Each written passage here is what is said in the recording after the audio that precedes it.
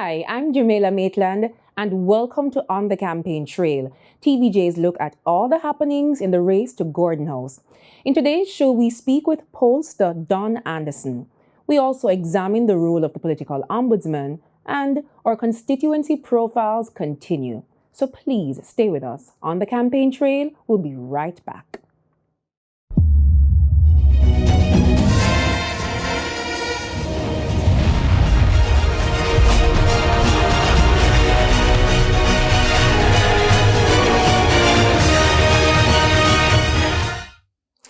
Political polls are a strong indicator of voter intentions for elections.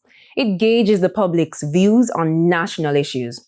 Pollster Don Anderson has become a household name in that regard. In this report, we go beyond the ballots to explore how the numbers tell a story. Political polls are used to measure the public's mood on certain issues. The findings, though opinionated, are empirical, which means there is a science behind it. In the latest RGR Gleaner Don Anderson poll, for example, 1,033 people were selected. But how did the pollster arrive at that number?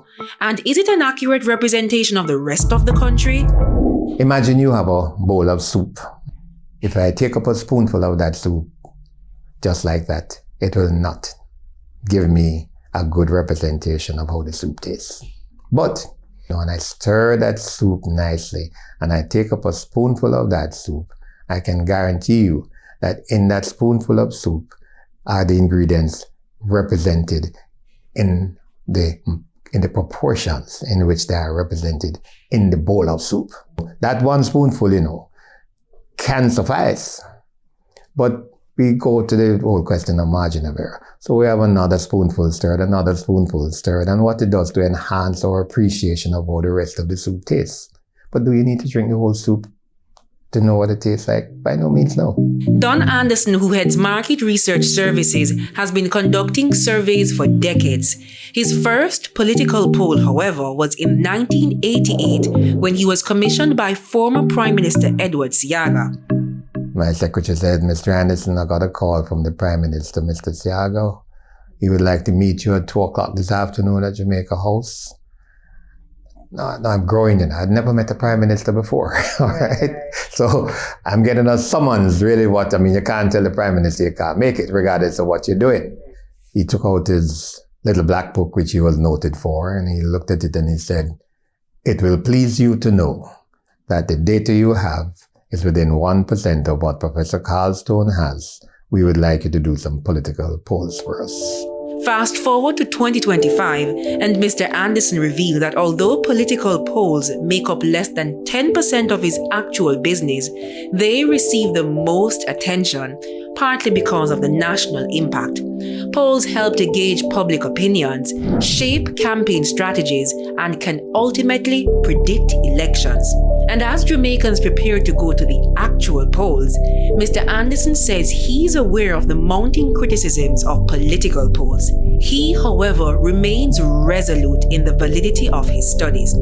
We see the data, we call it as it is. He revealed that the national polls are done face-to-face. Researchers go out in the field to ask questions, and the respondents must be eligible to vote and must not be politically affiliated. Poll questions are drafted by Market Research Services based on the types of information the client wants to know.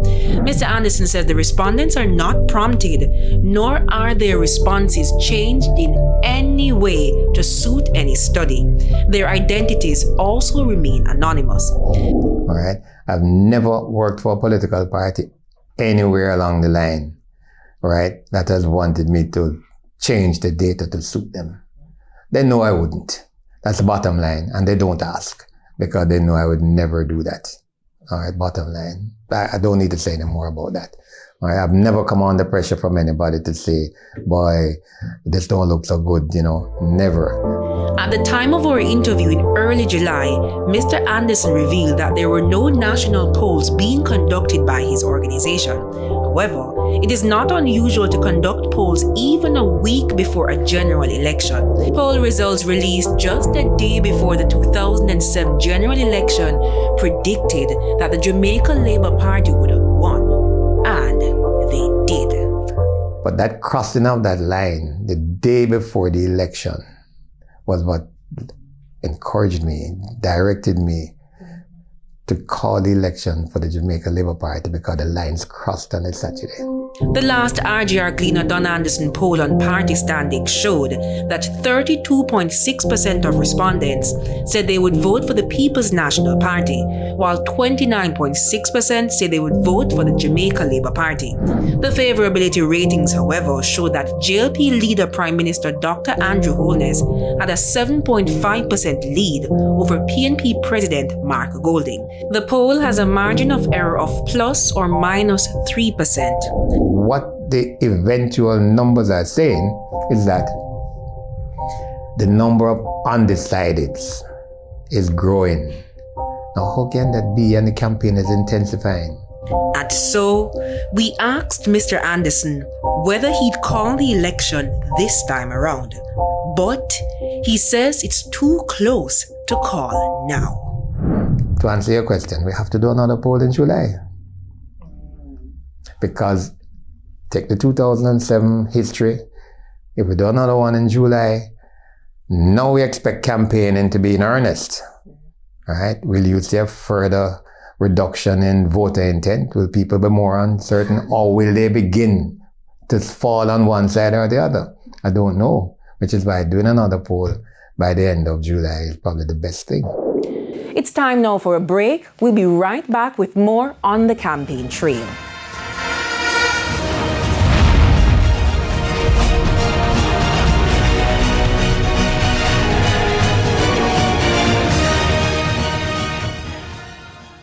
Welcome back to On the Campaign Trail. A major issue has been the destruction of political billboards. There have been claims and counterclaims about breaches of the political code of conduct. In this next feature, we examine the role of the political ombudsman. New look, same principles. The response from Registrar of Political Parties Lefron Thompson at the Electoral Commission of Jamaica ECJ when asked about the criticism received from the public about the operations of the Office of the Political Ombudsman. The Political Ombudsman now operates within a different framework. As you know, there are 9 members of the commission and they speak as one. Ms. Thompson is responsible for overseeing the administrative work of the commissioners who mediate the complaint that supposedly breached the political code of conduct. However, her office is already being forced to defend its operations because of how it receives its mandate. We're not without resources. We're not without the capacity to handle this portfolio that has come to us. The government used its majority in Parliament to pass legislation just 2 weeks before the local government election in February 2024 for the office and its function to be moved from 81 Duke Street to 43 Duke Street, a retrograde step according to former political ombudsman Donna Parchment Brown. I'm not seeing any advantage whatsoever in the change. Mrs. Parchment Brown, while acknowledging the efforts of the ECJ, says the office's presence is not being felt amidst the widespread reports of vandalism of political banners. However, I must now state, I can no longer confirm the safety or security of the People's National Party's paraphernalia in St. Thomas Eastern, as their own actions continue to incite tension and provoke unrest. I want to say to you tonight, comrades of St. Thomas, let us turn back gangsterism. I have consistently appealed to my supporters to not respond by retaliating, to remain calm and to maintain the focus.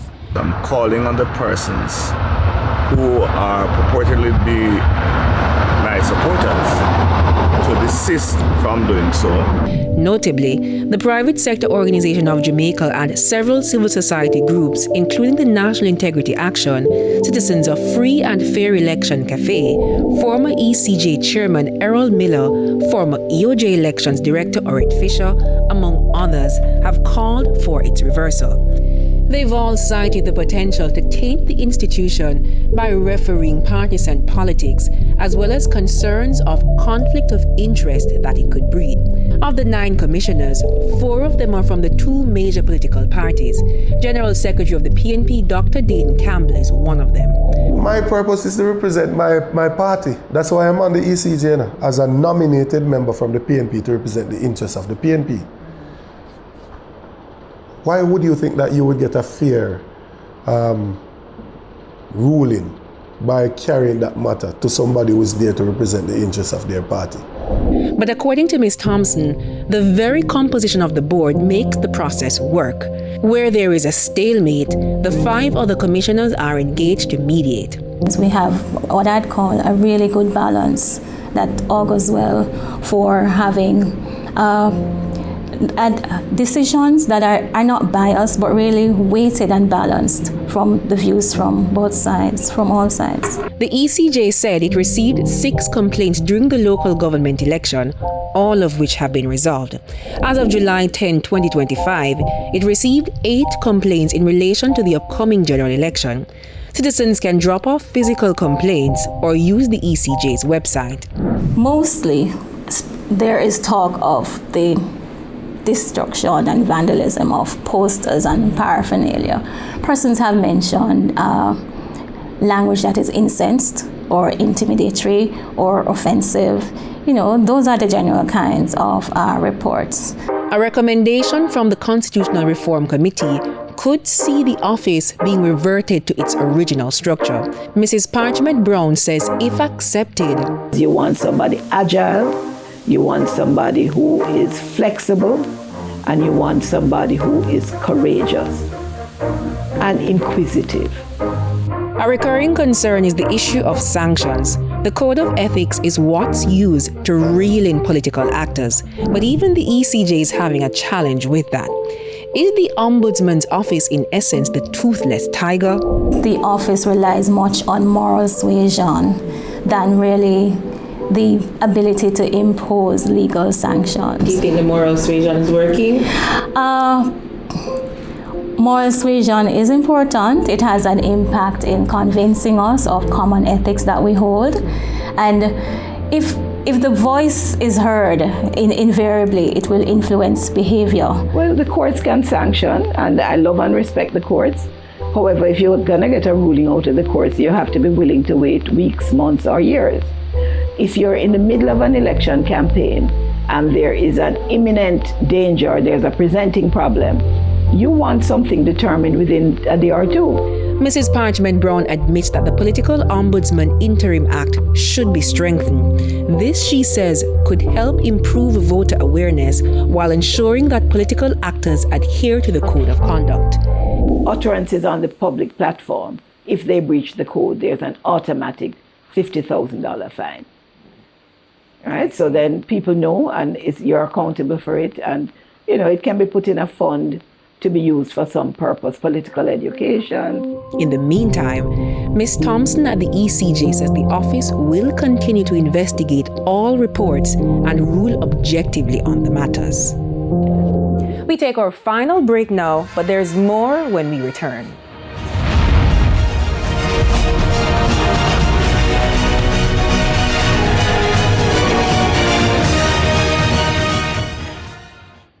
Welcome back to On the Campaign Trail.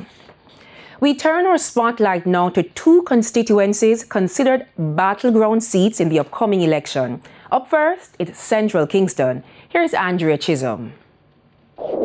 Kingston Central, home to the Ministry of Foreign Affairs, the Jamaica Stock Exchange, National Heroes Park, Sabina Park, and parts of the business district in downtown Kingston. A constituency with just under 27,000 people, according to the 2011 population census done by Statin. It features communities such as Raytown, Rose Gardens, Franklintown, Fletcher's Land, and Almond Town. Priority issues for those communities: high school dropouts, poor parenting, low skill levels, limited opportunity for training, high levels of unemployment, and poor representation by elected political leaders. That data is from a 2007-2008 socio-economic survey done by the Social Development Development Commission (SDC). It's 2025, but several residents are still complaining about those issues. We don't like a clinic, really a clinic. Yeah, a little center where the kids can play, can have a little homework, a little skills. You know, a little center where can learn skills and them kind of thing there. You have a lot of building around here we can use, you know what I mean, for other things that just have them just being derelict and broken and all of that. We can put them together, a different entity, even little classes, because you have kids who leave school right now who still can't spell them name, but they have to go.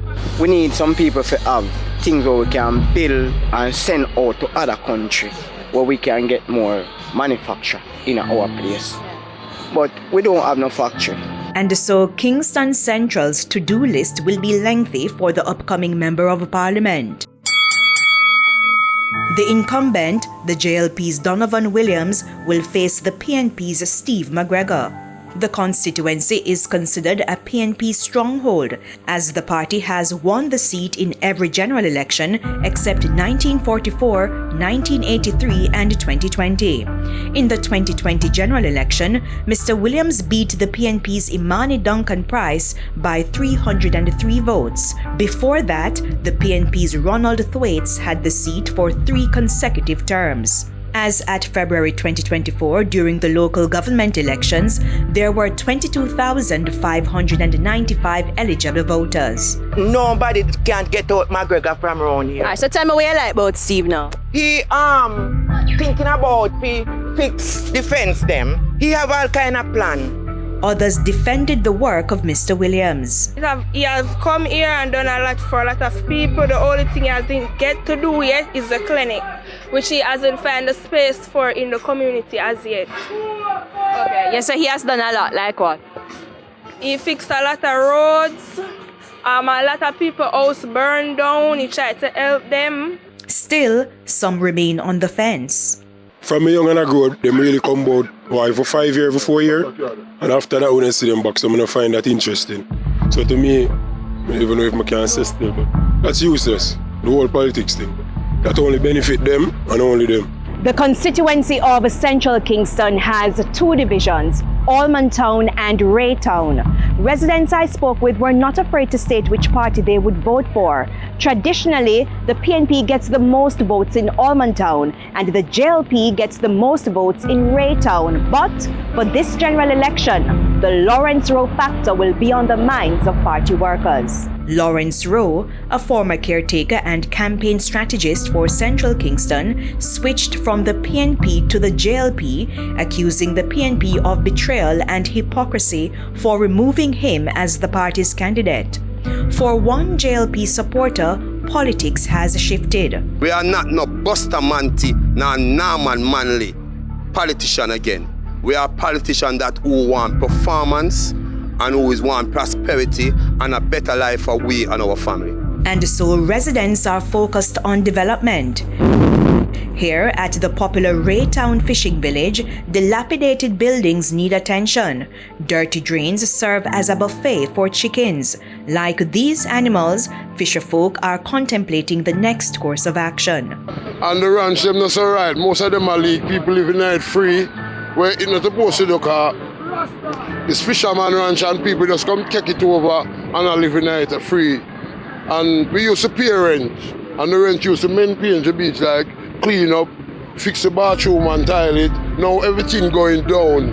We need a proper management fee. That new management structure would include the collection of rental fees to maintain operations. Meanwhile, on the issue of crime and violence, All of the bad man, they move run over dead, and police control the place. Every 24/7 police there, to and from. So I just hope it stay the same way, quiet and a peaceful election, no war, nothing. Andrea Chisholm, TVJ News. Over now in western Westmoreland, where roads and water are among the major issues. Here's Kimberly Petty. The parish of Westmoreland, approximately 312 square miles, Now that sugar is no longer king, tourism is the only crown jewel. Although slowly, more persons are turning to agriculture and fisheries. But these are not the issues some voters care about in communities like Aldeer District in the eastern end of the parish. It's water. This resident says it's been decades since she'd had running water in her tap. Like many in her district, she stores water in a drum, which she uses for domestic use. I need water in the community. When last you saw water in the district? I don't tell when. Me have to go over with buckle. Others opt to pay for the precious commodity. Who can't drink and bathe, and my skin catch me. Me have to use bleach in a heat. Me need water, and me need pipe. Me need no pipeline. Don't forget water. So are you one of them who's going to say no water, no vote? Me a vote. How about me not get no me a vote? The current MP is Daniel Lawrence. He defeated the PNP's Luther Buchanan in the 2020 general election. It was the first time in decades that the JLP won the seat. The longest-serving MP was former Prime Minister P.J. Patterson, who first won in 1970 when the constituency was then called South East Westmoreland. The PNP's General Secretary Dr. Dayton Campbell will be making an attempt to put the constituency back in the orange column. Some of the residents we spoke with say they intend to vote along traditional lines and hope that at some point they will get pipe water, darling, cool water, cool and spicy. But they say me can't vote for Labour because me have no head for me body. Me have to go to PNP. Over in central Westmoreland, voters point to clogged drains, a nightmare when it rains, and that's often. Not even the soldiers at this checkpoint are spared when the drain overflows. Supposed to see water get up and I come over when it, yes maybe, and when it come over is all straight in our house he come. Straight in our house. So what do you have to do when it comes in your house? Jesus, me have to climb up, take up the things them and put them up on guy's stool all on the table. It's a disgrace. It's a disgrace, man.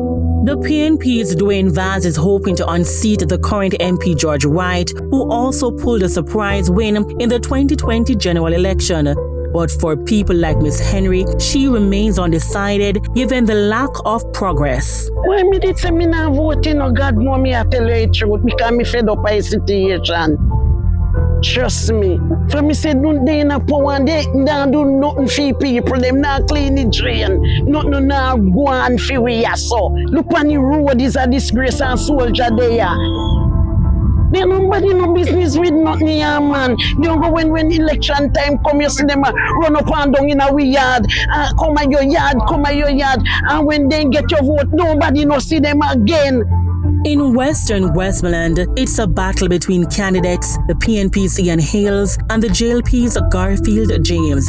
It's one of the constituencies where bike taxis are popular because of bad roads. Why terrible. But we have to still go on with it, because no better than go down to it. He too is doubtful about going to the polls, contending that he's tired of empty promises. We're not sure, Everything, everyone has the same thing. If I want to come make promise, then I want to come make promise, so it makes sense. We've been suffering that road condition, low poor condition from the PNP negligence. Moreland Wilson came in power and his negligence was the same. Kimberly Petty for TVJ News. And that's it for On the Campaign Trail. I'm Jamila Maitland. Pleasant viewing.